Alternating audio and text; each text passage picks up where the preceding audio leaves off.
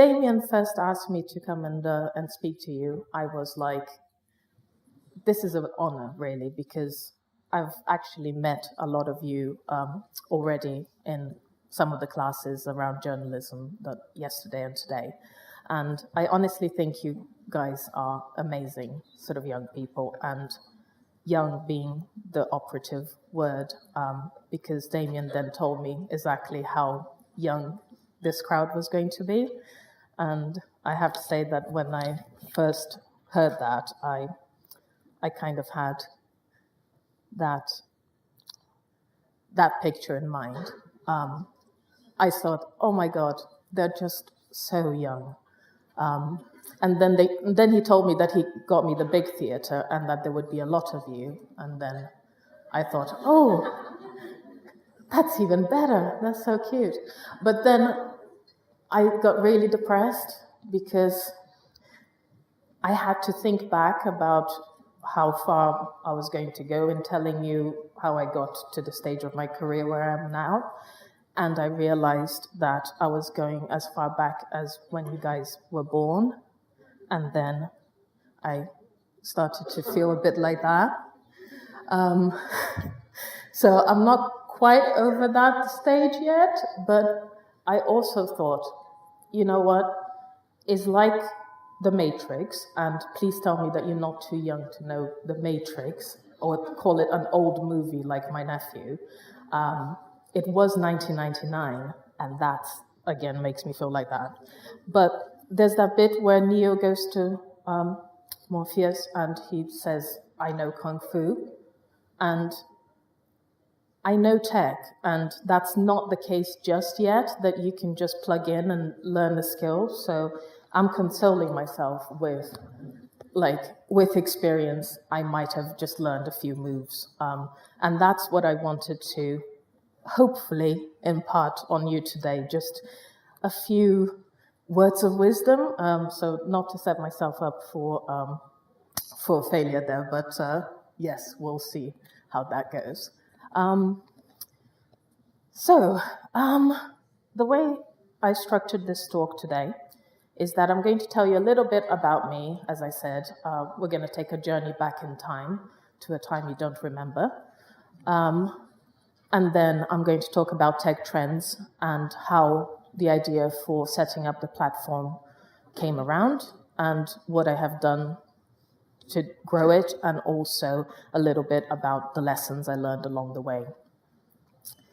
And then I'm going to talk a little bit about the future, because in my area, technology, I'm always looking at disruption. And I think talking to you today, I want you to hopefully walk away with a sense that, yes, disruption is there, but actually that might be a good thing and an opportunity for you as well. So we'll talk a little bit about that. So as the introduction says, the elevator pitch for Tech Trends is that it's essentially a news and opinion website, and I cover the entire spectrum of the digital technology industry, basically anything I'm interested in as far as tech goes. But Tech Trends is also a strategic consultancy, which means that I leverage some of the contacts and expertise that we have to advise clients on their communication strategy. And as Troy said, I also freelance for a whole bunch of external publications, and that content is also cross-posted to Tech Trends. So these are just 3 of my ongoing job titles. I'm an editor, I'm a journalist, I'm a consultant. I'm this kind of hybrid communicator, beast, blob type of entity. And that's what I kind of wanted to talk to you guys about today a little bit, because when I was told at what stage of your courses you're at and how young you are, I know that you're looking at some choices at the moment, and over the next few years, you're going to be thinking about what major you're going to choose, what internships you might apply for, and even like what kind of jobs do you actually see yourself doing in future. And I think if you can take away one thing from this, it's probably that those choices are important, but they're not as black and white or final as you might think they are. So I want to show you that this kind of template of a hybrid evolving model, that something that changes according to what project you're involved with at the moment, project-based working, is probably going to be the template for your careers much more than what your parents had in mind when they first started saving for your college funds. So that's part of what I want to talk about today. So as I said, we're going to go back in time to 2001, and I wasn't joking when I said that I think that's some of the date of births in this room. And I left my parents' house. I lived in Brazil, and I moved to London by myself to study media communication and cultural studies at the University of Greenwich. And yeah, that's what my campus looked like, so pretty cool. So I worked my way through college, had many adventures, and I don't have time to tell you anything about that because I have a lot of years to get through. But if any of you are old enough to buy me one of your fine craft beers, that you have here in the Pacific Northwest, then I'm happy to tell you about my other adventures some other time. But we'll fast forward now to around 2006, and that, you see, I was younger once, and at the time I was getting ready to graduate from university, I had developed an interest in game studies. And my tutor at the time was impressed enough with my dissertation on Resident Evil that he encouraged me to apply for a research assistant job.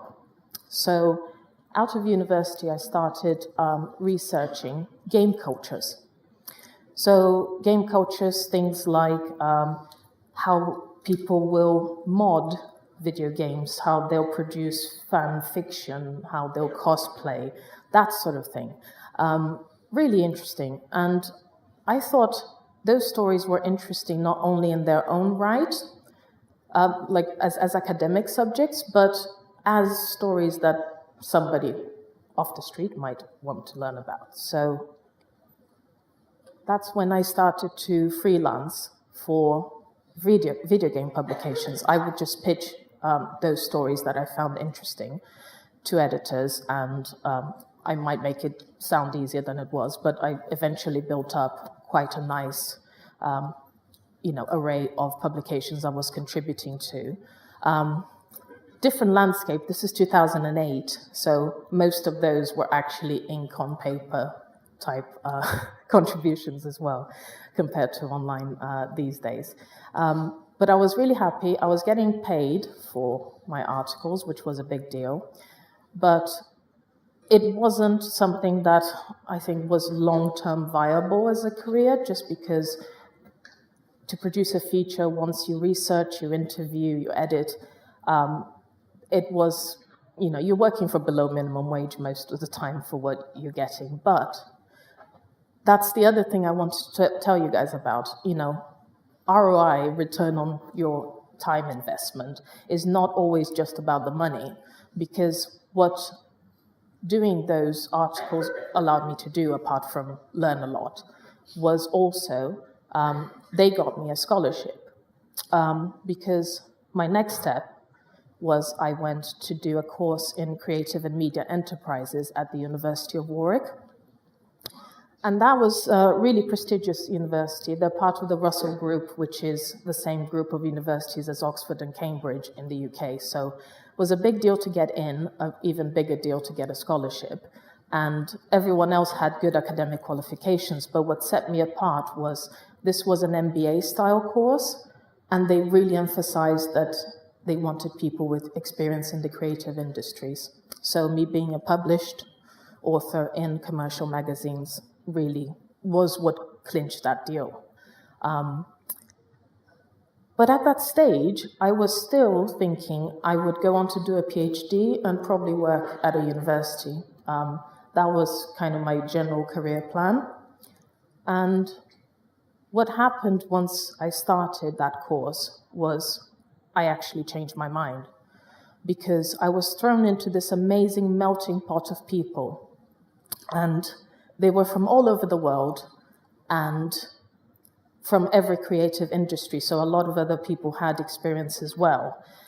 And I started to realize that the skill set that I had built up, like things that I learned, like researching an article, spotting a story, interviewing, pitching editors, and tailoring my writing to different audiences, all of those things were skills that were in demand in all sorts of other roles. So I was chatting to people that were working at places like Google in PR and marketing, and I thought, you know what, that sounds really good and I could do that. But I hadn't considered a career in the technology industry before, because I thought, well, I'm not a technical person, I'm not a coder. And that kind of opened my mind to new possibilities. So as I was getting ready to graduate, I was a lot more open-minded. And that was the stage when I stopped thinking about my career in terms of job titles. And if I can, I would also like you to consider maybe doing the same. Because what I found useful is I started thinking of my career in terms of Lego bricks. And I'm a huge Lego geek, not as huge as my husband, but honestly, you will forgive the Lego references. I think of skills as the different sort of color, shapes, and sizes of those bricks, because they're modular. They go together in different ways, and the only limit to how you can combine them is your own creativity. So you can be, with the right skills and the right kind of flexible approach, you can be ready for different projects at the drop of a hat, basically. So I've focused on, building skills. I mean, writing is a skill, video production is a skill. I mean, they don't always go together, but sometimes they do. It really will depend on the project there. So I'm also a big Star Wars geek. So that's why I chose that example of how you can go about that. So I was getting ready to graduate, and I was considering my career options. I had developed an interest in maybe working in tech, but this is the place I was living in. It's a lovely town. If you ever visit England, do go. It's called Bath. Northeast Somerset, dates back from Roman times, lovely architecture, and people tend to prance around dressed as Jane Austen characters once a year. Seriously, Jane Austen lived there for a while, and if you like her novels, you will find many references to Bath in there. But probably not what you think about if I say tech hub in there, which is why when I was reading the Technology Guardian one day, that article really jumped up at me. It talked about an interesting startup funded by my favorite musician, Peter Gabriel, who lives just outside Bath in Box, all real names. It talked about the startup that was based literally around the corner from where I was living. So of course I take that as a sign, and I do some investigative work, and by investigative work I basically stalked them, and eventually got to speak to the CEO, and I said, basically I would like to help out with PR and marketing work. I think I have these skills.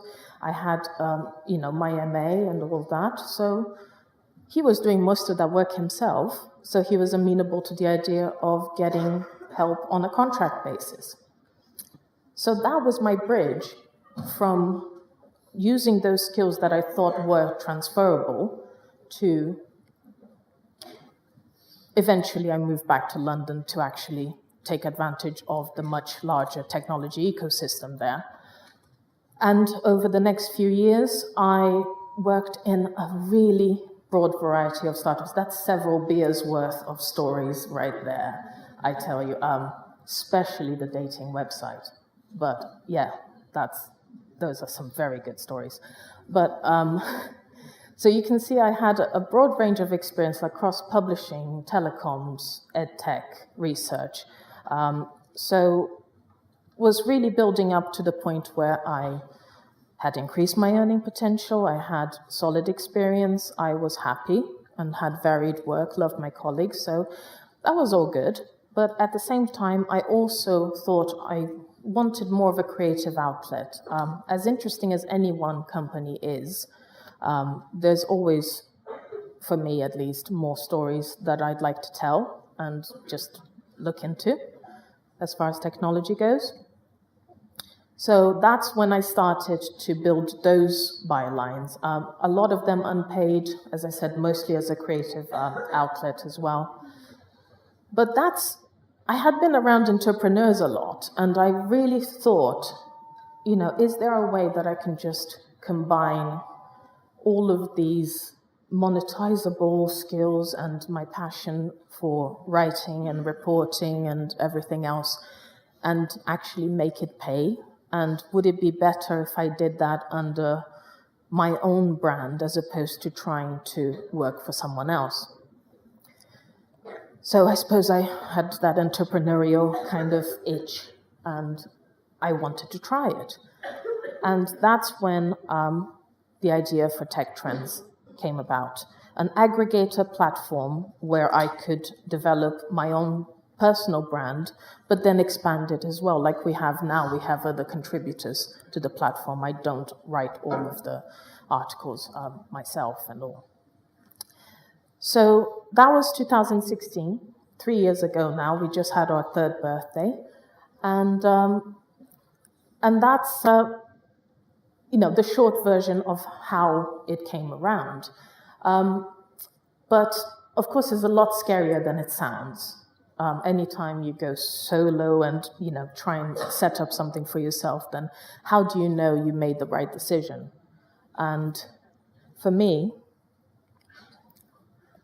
that was kind of my eureka moment, or at least the first time when I felt, you know what, this is actually something that is interesting enough that is worth doing. And it's a funny story, because I was in a hotel where Alfred Hitchcock had filmed Vertigo in San Francisco, so that's the famous forced perspective stairs there. And there's lots of orange on the decor, as you can see. And I was talking to the chief technical officer of a company called Naughty America, which, as I'm sure many of the more innocent among you won't be familiar with them. How shall I put this? They're one of the premier adult entertainment providers of this fine country. And we were discussing how and why this company had decided to start producing virtual reality pornographic content. It was a fascinating discussion. We talked about the market, about how the adult industry had been pivotal for the adoption of many technologies, from VHS to the internet, really, and how they expected it to develop and how it was different from normal pornography. But of course, there's no substitute for actually trying it out, and I then proceeded to do a demo of the content from a male point of view, which was, again, very educational. And whatever your thoughts and feelings are on pornography, and that is, again, a whole nother series of lectures we could have, but I do think that you agree that it wasn't your average day at the office. So for me, I like that. I like not knowing what the next day might bring, and hopefully I can also pay the bills in the process. But the reason I'm telling you this is not just because I enjoy telling the story and because it turned out to be, as Troy mentioned, my Playboy article, which is still one of the favorite articles that I wrote. And yes, people do read Playboy for the articles these days. That is a fact. I think if you want your naughties, you actually go elsewhere. So that was also the moment when a lot of the lessons that I applied to growing my own personal brand and the Tech Trends platform, they either emerged or they were confirmed during that first trip, really. So I'll share 3 of them very briefly with you. The thing is, when I was doing that article, or when I set out to do that article, I was a very new freelancer, really. I didn't have that many bylines to my name yet. And Tech Trends was brand new, so I didn't have any impressive stats to throw at people to convince them to get on board or anything, and pay for this to happen. So many of you might already have tried this, like pitching articles to editors, but if you haven't, you will find this out. Editors are incredibly risk-averse creatures. So they have limited time, they answer to their own people, and all things being equal, they'll always go with people they know and they have relationships with, which is why it's so important to build a relationship with an editor if you're a freelancer. So that means that your pitch not only has to be more interesting and better than everyone else's, but you also have to 100% project that you will deliver on whatever it is that you're promising that editor. Whether or not you have all your ducks in a row at that point, it's questionable, but your impression to your editor cannot be otherwise. So that's kind of what I mean by fake it till you make it, and there's a scientific term for that. It's called game theory. And the best way I ever found of explaining game theory is unfortunately an archaic and rather sexist joke, and I will apologize for telling it anyway. So the joke goes, the father says to the son, "I want you to marry a girl of my choosing." The son, of course, refuses until he's actually told this girl is Bill Gates' daughter. "Well, in that case," says the son, he agrees. The father then goes to Bill Gates and says, "I'd like my son to marry your daughter," as you do. And Bill Gates, of course, refuses, but only until he finds out that this young man is actually the CEO of the World Bank. Well, in that case, Bill Gates agrees. And the father then goes to the World Bank president, and you're guessing this, obviously. He says, "Make my son the CEO." He's refused, but of course, this is the son-in-law of Bill Gates we're talking about. So in the end, the father gets what he wants as well. So it's a little metaphor for the way politics works, the way the world of business kind of goes around. But I would say that anybody who trades on image and perception has to incorporate a little bit of game theory into how they operate. So what I'd like you to take away from that is just act like where you want to be in your careers. If you want to be a journalist, if you want to be PR, advertise, whatever, visualize where it is that you want to be and project that, because the thing with Tech Trends as well was the same. We spent ages agonizing about the look of the website, how fast it loaded and all that, because if we created a website that looked like it was small and new and didn't have any content on it, then it would take a lot longer to grow. So success, or the image of it, also brings success. So that was lesson number 1. Lesson number 2 is that your resources and your time are limited, and they are something that you need to treat as an investment all the time. Now, in this case, I had my Playboy byline, and they were going to pay me what is in the market a very good fee. But bear in mind, I was living in the United Kingdom, and this involved a trip to San Francisco. So it wouldn't begin to cover my expenses, never mind my time that I was going to spend writing this article and doing all the work. So it was okay, it was worth it, definitely, for advancing my career, but at the same time, I engaged in my favorite tactic, which is called killing multiple birds with one stone. And that just means that I was going to put this time and money into this trip, so can I maximize the return on my investment given the activities that I was already doing? And I could. In this case, I went to Linden Lab, they're the makers of Second Life, for those who aren't familiar with it, the original kind of virtual world, and they're still going after 15 years.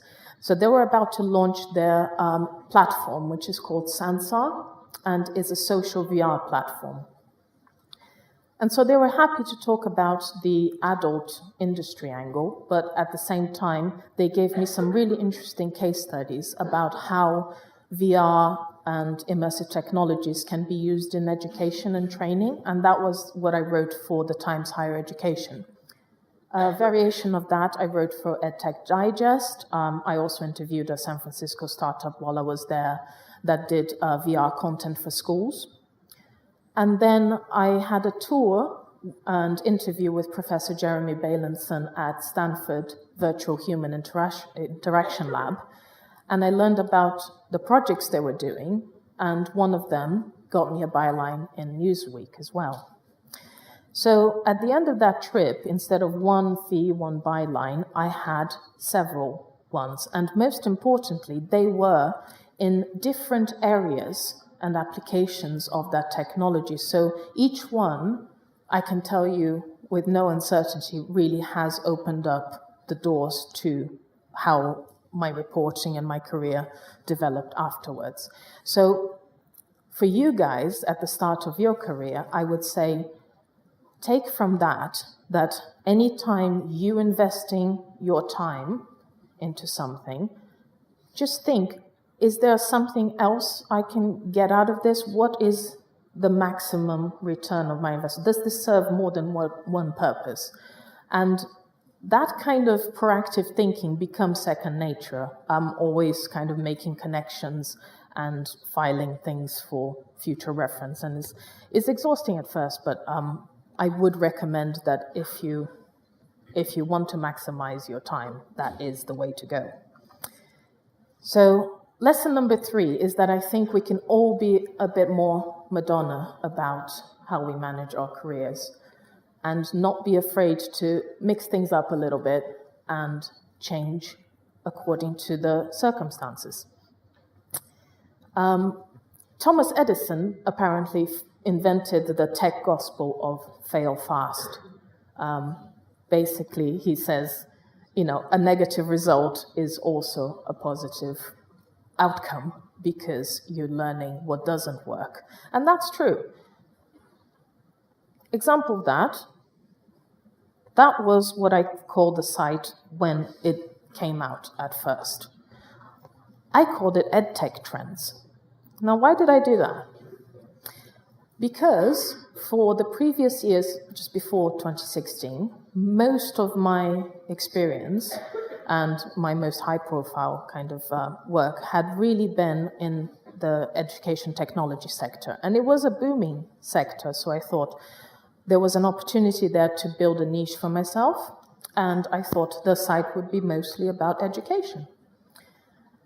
But then I wrote some articles around VR in education, and I got pitched this article, this story about the adult angle, and I thought, why limit myself? What purpose does boxing myself and the site into that niche actually does? I can still tackle all of the same issues. I can still have an expertise in education, and I've written a lot about education, especially in the immersive space since. So it hasn't hurt that at all, but rebranding it certainly was serving a purpose there. So that's what we did shortly afterwards. And now we have about nearly 700 articles published on the website over these past 3 years. And I can honestly tell you that if I had stuck to my original game plan, most of them just wouldn't have come around, and many of my favorite ones. So that's what I mean about don't just stick to a plan for the sake of sticking to it. See what works, and take a leaf from the tech industry approach, which is you launch early, you gather some feedback, and then you iterate based on what works and what doesn't. Likewise, when we were monetizing the site, I didn't want to use advertising, and we still don't. But I was really nervous about introducing certain types of content, like maybe advertorials or guest posts or even product reviews. And actually, some of that content turned out to be the most popular content on the whole site. So it shows that you can't assume that you just know what your audience is going to want. And as I said, this the initial kind of foray into virtual reality stuck, and immersive technologies have remained a really big interest for me. And I have been able to cover so many different aspects and industries based on my interest in immersive tech. Now, that brings us to the kind of future disruption bit of the talk. And the reason why I was able to do that is because immersive technologies are not about one gadget or one thing. Immersive technologies are actually a fundamental shift from our consumption of content to experiencing of content. And that is a pretty big deal. When I interviewed the inventor of the Microsoft HoloLens, Alex Kipman, he put it better than I did, and he said that immersive is the next evolution in personal computing. Now, I actually agree with him, because once, whatever form it takes, once it becomes pervasive, like our phones are now, what you will see is a change between, like, in the way that people and information interact with one another, and that comes back to that core. So if you think about it, change in the way that people and information interact, then you can see that anybody who is wanting to go in the communications field really should be looking at adding that kind of golden Lego brick of immersive tech somehow to their skill set. And yes, that is a solid gold Lego brick if anyone ever wants to give me the world's most awesome present. Look at it, it's so beautiful. So once you get that brick, though, what you actually build with it is very much an open question, because immersive is still a very nascent technology, and you will still have to write all of the rules for it. And that is why I'm actually genuinely excited to talk to you guys, because, you know, in some of our discussions, I really think that you will be the generation of professionals that will start to really figure out what those rules for immersive storytelling might be. And when I say storytelling, that goes across anything that you might do. So whether you choose to go into advertising or PR or journalism or any of the hybrids of communication, and that's everywhere. Your job opportunities will be at every company. I was saying, just like content, it comes back to content, and the content will increasingly be immersive. So I'm going to give you 3 food for thought examples of people who are doing some really interesting work in the immersive storytelling space. And I will, I'll let you do some homework around that, really. But the first one is from Noni de la Peña.